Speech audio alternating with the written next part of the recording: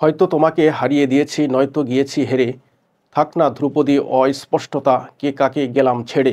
কবি হেলাল হাফিজ ৫৬টি কবিতায় গড়া ১৯৮৬ সালে প্রকাশিত কাব্যগ্রন্থটি আজও বাংলাদেশের ইতিহাসের সবচেয়ে বেশি পঠিত কাব্যগ্রন্থ। বইটি তিনি হৃদয়ে ক্ষত ধরে লিখেছিলেন। বইটির অধিকাংশ পংক্তি লাখ লাখ বাঙালি তরুণ তরুণীর মুখস্থ। বলছিলাম, যে জলে আগুন জ্বলে নিয়ে। বাংলায় এমন কোনো সাহিত্যপ্রেমী নেই যিনি এ গ্রন্থের অন্তত একটি ছত্র আওড়াননি জীবনে। যুদ্ধক্ষেত্র থেকে প্রেমাঙ্গন, আটপৌড়ে উঠোন থেকে প্রেয়সীর দীর্ঘশ্বাস, সাম্রাজ্যবাদ থেকে সাম্যবাদ, কি নেই এই কবিতাগুলোর ছত্রে ছত্রে।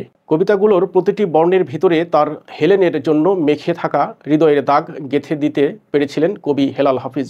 বাংলা সাহিত্য কাঁপিয়ে দেওয়া বইটির উৎসর্গপত্রে লেখা আছে, কেবল একটি নীলাভ অক্ষর, হেলেন। প্রেম ও দ্রোহের কবি হিসেবে পরিচিত ছিলেন কবি হেলাল হাফিজ। তার কাছে জগৎ সংসার ছিল অতি তুচ্ছ বিষয়। প্রথম ভালোবাসাকে না পাওয়ার আক্ষেপে কখনো বিয়ে করেননি হেলাল হাফিজ।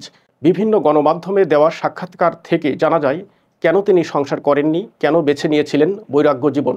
মাত্র ৩ বছর বয়সে মা হারান হেলাল হাফিজ। মায়ের মৃত্যুর পর বাবাই ছিলেন তার সব কিছু, কিন্তু সে বাবাও চলে যান ১৯৭৩ সালের ১৯ জুন। বাবার মৃত্যুর পর বড় একা হয়ে পড়েন কবি।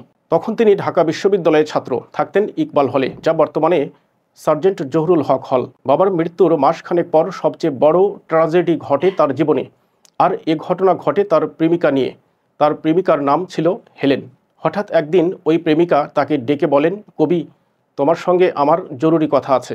প্রেমিকার ডাকে সাড়া দিয়ে প্রেমিকা সহ গিয়ে বসলেন ঢাকা বিশ্ববিদ্যালয়ের লাইব্রেরির সামনে।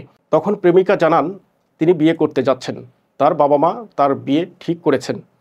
ওটাই ছিল হেলেনের সঙ্গে কবির শেষ দেখা ও শেষ কথা। সে ঘটনায় কবি হেলাল হাফিজকে চিরস্থায়ীভাবে সংসার বিমুখ করে ফেলে। তাই তার আর ঘর হলো না, সংসারও হলো না। কবি হেলাল হাফিজ সবসময় বলতেন, আমার জীবনে যারা আমাকে ভালোবেসেছেন তাদের সবার প্রতি আমি আজীবন কৃতজ্ঞ। আর যারা আমাকে ভালোবাসেননি তাদের প্রতি আরও বেশি কৃতজ্ঞতা, কারণ তাদের অবহেলা, অনাদর, প্রত্যাখ্যান আর ঘৃণাই আমাকে কবি বানিয়েছে।